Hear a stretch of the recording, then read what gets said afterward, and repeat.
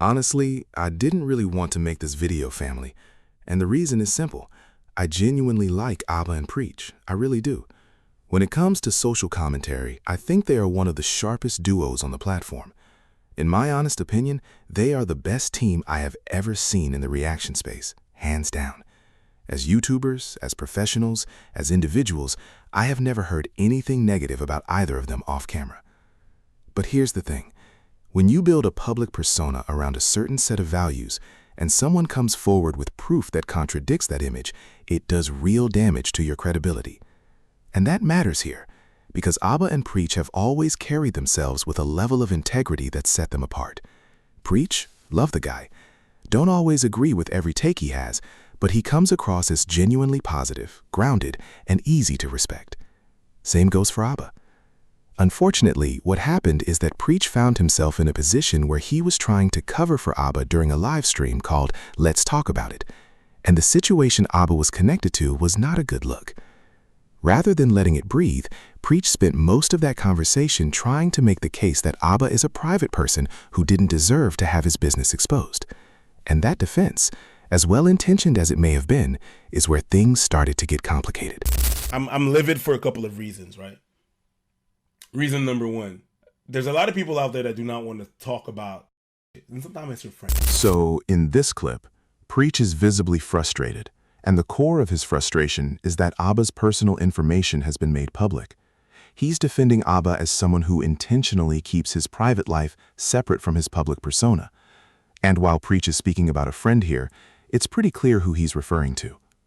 Then, in direct response to the girl who came forward, Libby, Preach says this: "He's better than me. This man didn't even want to say anything about you.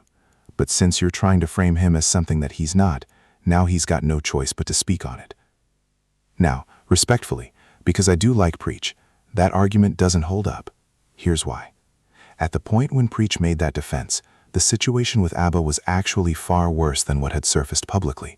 Additional women had come forward, some based in the UK, some in North Carolina, some who had worked with him directly. These were separate accounts that had nothing to do with Stephanie or Libby.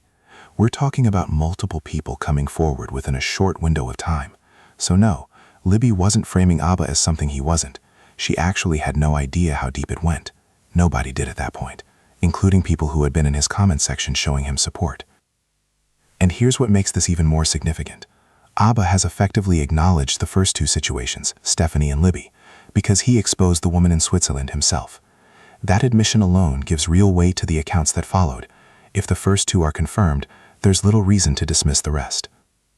Now, when one of the women reached out to Preach directly, his response shifted entirely. He said, "I don't know what's going on with you all. You're telling me you have his baby, something he never even told me? If he didn't tell me that, then I'm not as close to him as you think. He never told me about your relationship." And this is where the contradiction becomes impossible to ignore. Just moments earlier, Preach says he was livid that people were forcing Abba out of his private life. He turned around from a comedy show at Abba's request just to be on that stream. You don't do that for someone you're not close to. That's something you do for a real friend. So to then turn around and tell this woman, "He never told me, so I'm not really his friend," that doesn't add up. That response isn't the response of someone who genuinely didn't know anything. It reads more like someone trying to create distance once the situation became too difficult to defend. And look, everyone takes an L on this platform at some point.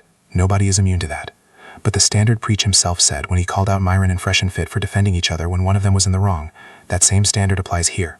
You can't hold other people accountable to a principle and then abandon it when it's your own partner in the hot seat. Now, it's possible Preach didn't know the full extent of everything, but given how close they are and how much they've built together, that's a difficult case to make. What's more likely is that he's protecting the brand and standing by his friend. And honestly, on a human level, I can understand that. But it put him in a very difficult position. If Abba and Preach are never the same after this, that falls squarely on Abba. He's the one who created the situation. I like them both. But being objective, what Preach said in that moment just doesn't come across as truthful. And then he went on to say, "Oh, any of the exes that Abba, I've never seen them." And he's probably going to say, if Abba would hear me right now, he would say, "That's a lie. You've seen my exes." Yeah, I probably have, but you never told me that you were going out with her. Or you never told me that you had a... Me, I'm not going to assume. You're with a girl, I'm not going to assume that it's your girlfriend. So his defense was essentially, yes, he saw Abba around other women, but because Abba never told him who they were, he assumed they weren't girlfriends. And look, I'm sorry, but that just doesn't hold up. These two have been close for over 10 years. They're in the same entertainment space. They're both comedians. They've built something major together. And you're telling me that when you see your longtime friend with a woman from California, then another from North Carolina, then another from London, all flying into Montreal, you just never put the pieces together? That's not naivete, that's willful blindness. Because what that actually tells everyone is that Abba had so many women flying in from different parts of the world that even his closest friend couldn't keep track. That's not something you accidentally miss. That's something you choose not to address. And this is exactly why the situation blew up the way it did. Abba got too comfortable. He genuinely believed this would never catch up with him, and it did, in a very public way. Now here's the part that really stands out. Abba built part of his public image around calling out men who use and mistreat women, and what's been revealed is that he was doing the exact opposite behind closed doors. Some people tried to compare this to what Fresh and Fit have been called out for, but this situation is actually different and in many ways worse. Are Myron and Fresh hypocrites? Based on what's been shown, yes. But what's being alleged against Abba goes further in terms of the pattern, the detail, and the number of women involved. Remember when Daisy Chin came forward saying Abba had attempted to pursue her and then acted publicly like he was exposing her dishonesty? That story fits the same pattern. He's not looking to build genuine relationships. According to these allegations, the man got 3 women pregnant within roughly 6 months and was reckless enough to fly women into Montreal from across the United States rather than deal with anything locally. He didn't want his own city to catch on. But the approach he used, the way he allegedly cut women off, blocked them, and left them with no closure, that's a formula for exactly what's happening right now. And here's the reality about that calculation. Treating women that way in certain parts of the world might stay quiet.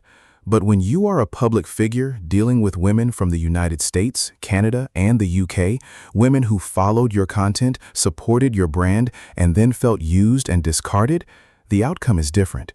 They have nothing to lose. They have platforms, communities, and the courage that comes when someone else speaks up first.